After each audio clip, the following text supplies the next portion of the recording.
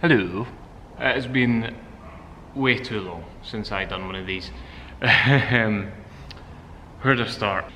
So start like March kind of stuff when everything was kind of shutting down. I'd already kind of stopped making videos. Basically what happened was the Lexus, my original plan was to supercharge that. The more I drove the Lexus, the more I got bored of the Lexus, and I just didn't want to drop, I think it was like £1,700 on a supercharger kit for a car that was worth a lot less than that, about half of that really.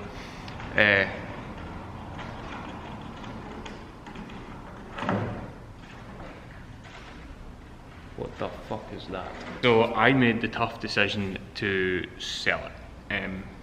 Took a couple of weeks to sell it, but the first guy who actually physically came to see it did buy it, and I think I made my money back from it, or just about, including parts and stuff. So that was a good deal. I know a lot of folk are actually going to be upset about that because I know a lot of people subscribe to my channel for the Lexus, and I know since I stopped making videos there's been a lot of new subscribers who have probably subscribed for Lexus content. Well, I'm afraid the Lexus is gone, so if you want to unsubscribe, I would completely understand. But yeah, so I sold the Lexus, and that very quickly led to me having nothing to do, hence the even bigger lack in videos. So I decided to move on to the next project. So I have the Nissan, and I've got another green S14 that is going to be a project very soon, hopefully, but in the meantime I wanted something to kind of tide me over. So that led to the purchase of a 97 MX-5. This wasn't just any MX-5, this was a 1.8 Mark 1 pop-ups Merlot edition MX-5 that I bought for the grand sum of £650. Now that was going to run out of MOT in a couple of weeks. I was told when I bought it, all it needs is cells, maybe a couple of patches here and there, and you should be good. This probably led to one of the biggest mistakes of my life. Like, this was probably the worst decision I've ever made in buying a car. In fact, it's still sitting here. I will show you in a minute. But yeah, I was very, very upset about it. We ended up getting a guy in to weld it. He came in, he put new cells on it, he patched a lot of the stuff that was wrong with it. And he was just a fucking joke. He showed up one day, cut the car to bits. 3 weeks later, he never showed up again. He was actually doing it in the warehouse here. He was a mobile welder, so he'd come with his van, his welder and everything. Yeah, so he came one day, cut everything to bits. And then yeah, it didn't show up again, and 3 weeks later we managed to get him to come, and he came, he done the cells, he had a couple of things left, so a couple of days later he showed back up, and we're so happy that he actually did show back up because I had no faith in this guy.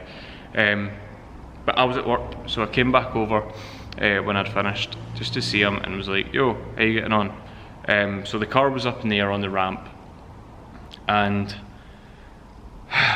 he told me he had a small fire. But it was just some of the undersail, and it was fine. I went, oh, that's fine, man, you crack on, I need to go, but I'll speak to you later on. So he went, cool. I got a text a couple of hours later saying he was finished. I said, I've given the money to my dad, see him, he'll take care of you. So I thought all was golden, you know, I thought welding was complete, everything was okay, there was a small fire underneath. That led to this. I'm going to put a couple of pictures on the screen right now. What had actually happened is he'd set the interior carpet on fire. Now I know welding, you're meant to remove the interior. I asked him on the run up to him first coming in, do you want me to remove the interior, or do you want me just to like move it out the way? And he said, just move it out the way, it'll be fine. So I moved the carpet out the way, kind of rolled it up into the, like, against the tunnel. It wasn't going to be anywhere near the tunnel, so I didn't think much of it. It destroyed pretty much all of the interior wiring loom. All of the carpet had to go, obviously, and when on closer inspection, he hadn't even finished the welding. So I was really pissed off with this. I'd given the guy about the price of the car in payment for the MX-5 was about £650. I'd given this guy about the same money again to finish the welding on it, possibly more actually. So that really kind of screwed me over. And I was expecting, you know, once the welding was complete, I had to do a couple of other things here and there, and then the car was ready to go for its MOT. So I thought, right, okay, one of the mechanics can maybe finish the welding off for me. So one of the mechanics at work very kindly did finish the welding to the best of his abilities.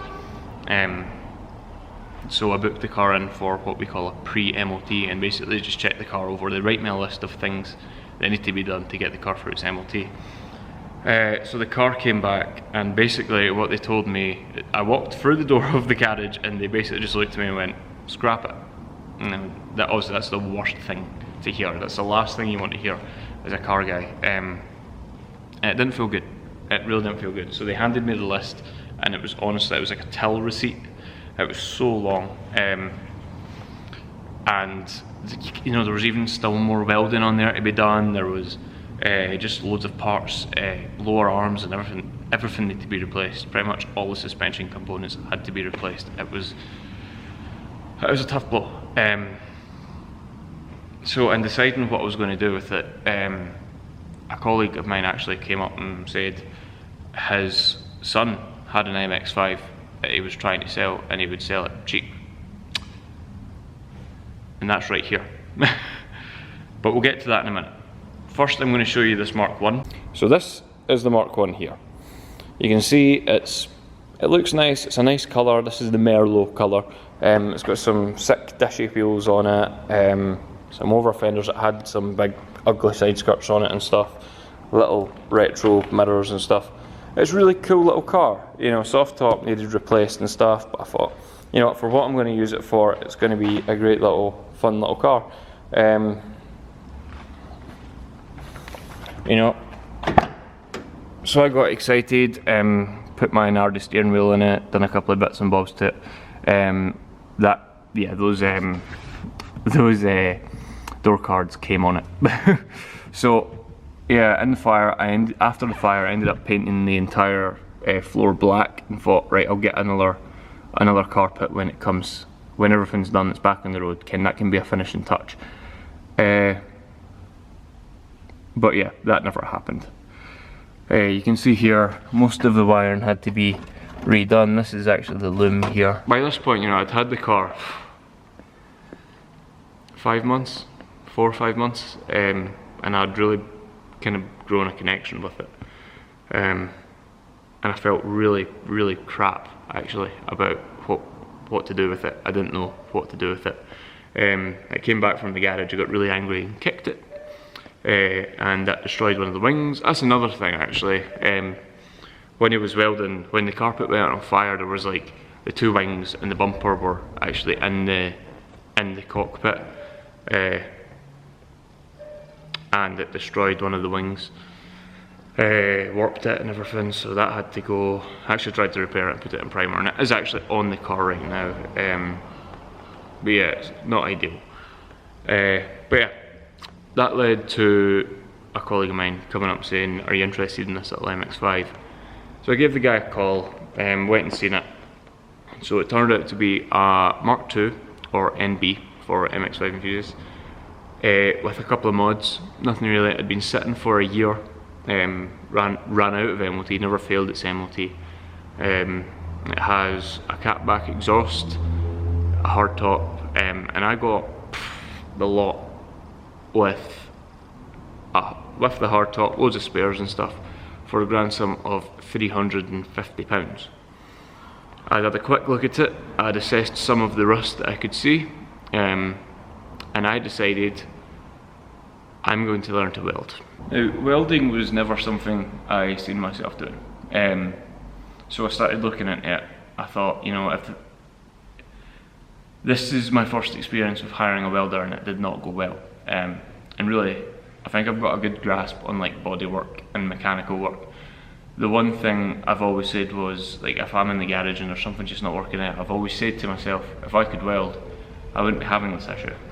So that led to me buying this. This is a Clark 102NG, and I purchased it about 2 weeks ago now.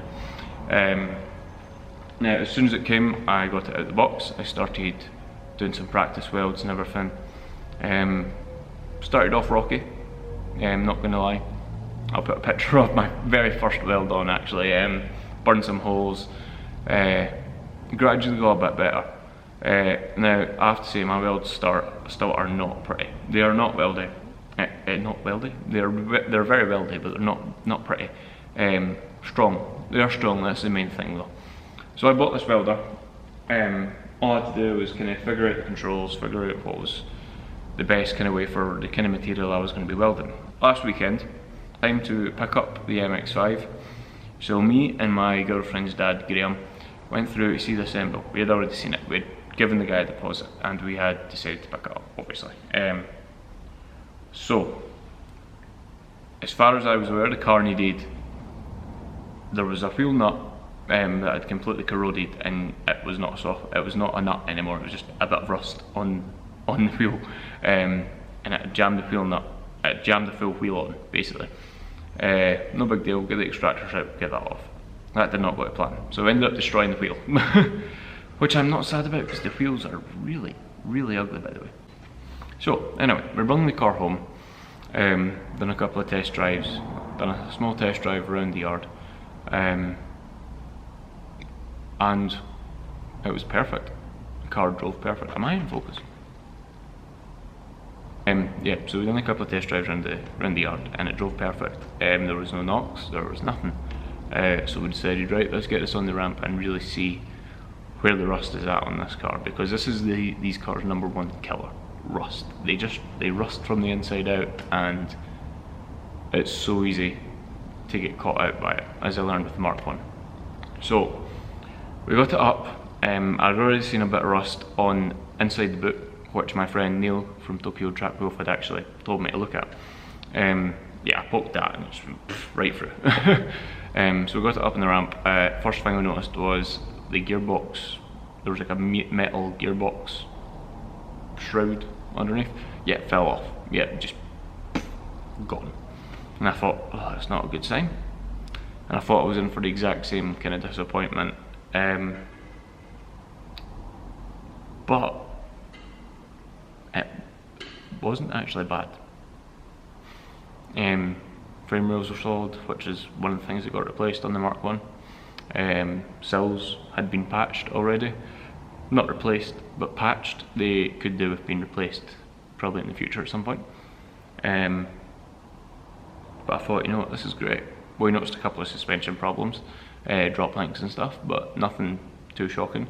One of the brake calipers had to be rebuilt. The guy I bought it from actually included the brake caliper rebuild kit, but I wasn't too worried. I'd bought a full new set of brakes for the Mark 1, so we fitted full 1.8 brakes onto this little 1.6, so that was the first kind of upgrade done. Now this has all been done this week. So fitted new brakes, and then I thought, right, I'm going to have to get ahead on the welding. So taking all the carpet out the boot, started cutting out the rust. It was underneath the fuel cap. It is apparently just a little pocket of rust on most MX-5s. That was my first patch. So we cut it out, I got some metal, patched it back in. Yeah, not pretty, but strong.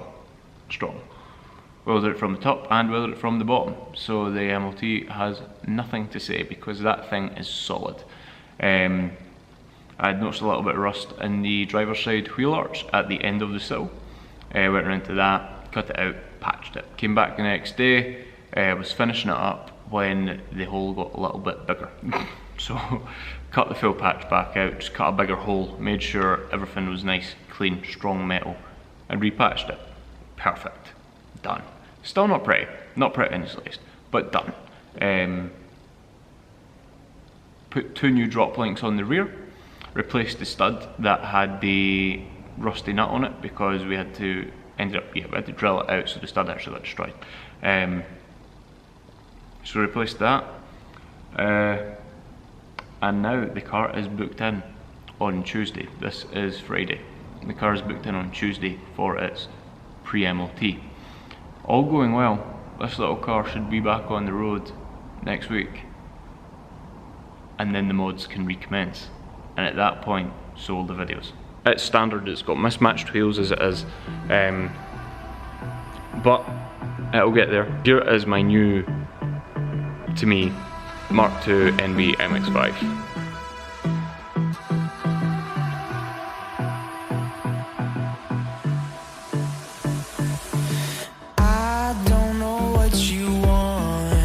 So there you go, this is my new to me Mark 2.5 MX-5, so 2005 1.6, and I fucking love it.